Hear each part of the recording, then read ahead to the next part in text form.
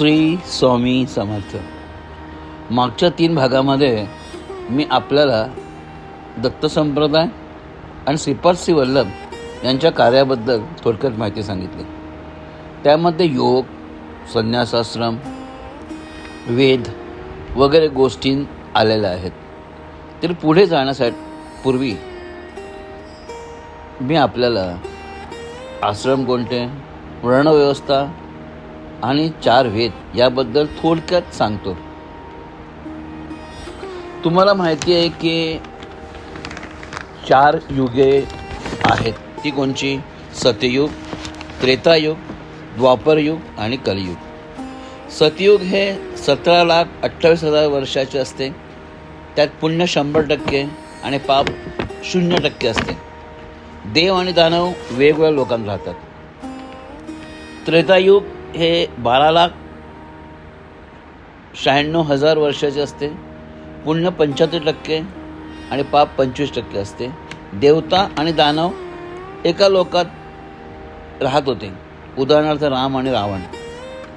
द्वापरयुग हे 8,64,000 वर्षाचे असते. पाप 50% आणि पुण्यसुद्धा 50% असते.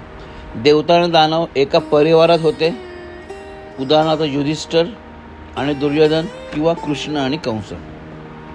कलियुग हे 4,31,000 वर्षाचे असते. पाप 75% आणि पुण्य 25% असते. देव आणि दानव एकाच शरीरात वास करत असतात. तर ज्ञान, विज्ञान, सनातन माहिती ही अतिशय गूढ आहे आणि या सगळ्या माहितीचा आधारस्तंभ वेद आहेत. ही सर्व अनुभवाने भरलेली माहिती सूर्याने मनूला सांगितली आणि मनूपासून एका गुरुकडून पुढच्या गुरुकडे सरकत गेली. मग या सर्व ऋषीमुनींनी ग्रहण केलेली माहिती समजण्यासाठी त्याचे रूपांतर 4 वेदात केले. मग पुढे याची उपनिषद झाली आणि अरण्यके झाली, मोठमोठे ग्रंथ झाले. हे 4 वेद कोणते?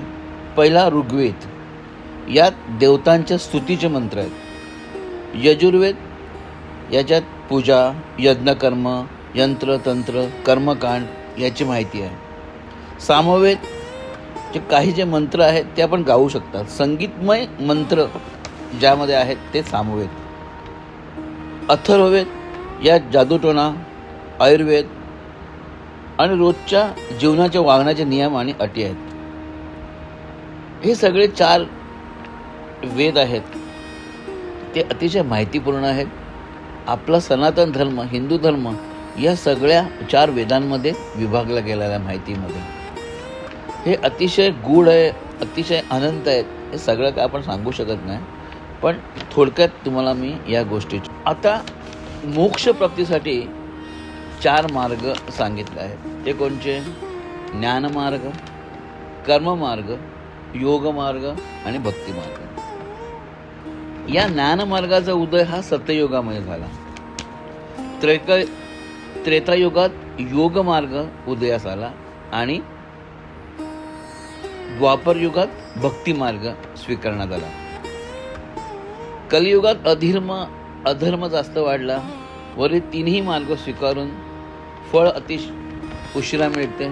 यात फक्त मंत्रजप हा विशेष प्रभावी उपाय ठरतो. आता ऋषीमुनींनी कर्मयोग हे मोक्षासाठी जास्त सक्षम स्वीकारून लोकांना नित्यनियमित सुरळीत कर्म करण्यासाठी, ज्याद्वारे मोक्षप्राप्ती मिळवण्यासाठी 4 आश्रम तयार केले. 4 आश्रमात वेगवेगळे आपण कार्य करायचे असते.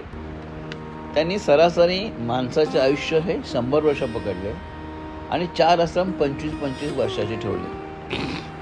ते 4 आश्रम कोणते? एक ब्रह्माश्रम, एक गृहस्थ आश्रम, वानप्रस्थाश्रम आणि संन्यासाश्रम. आणि ही आपली समाज व्यवस्था 4 वर्णात विभागली की त्याद्वारे कोणी काय कर्म करावे हे सुनिश्चित केले.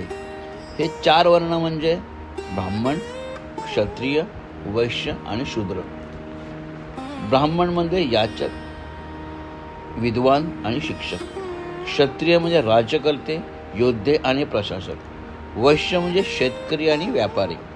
शूद्र म्हणजे मजूर आणि वरील वर्गांची सेवा करणारे. पण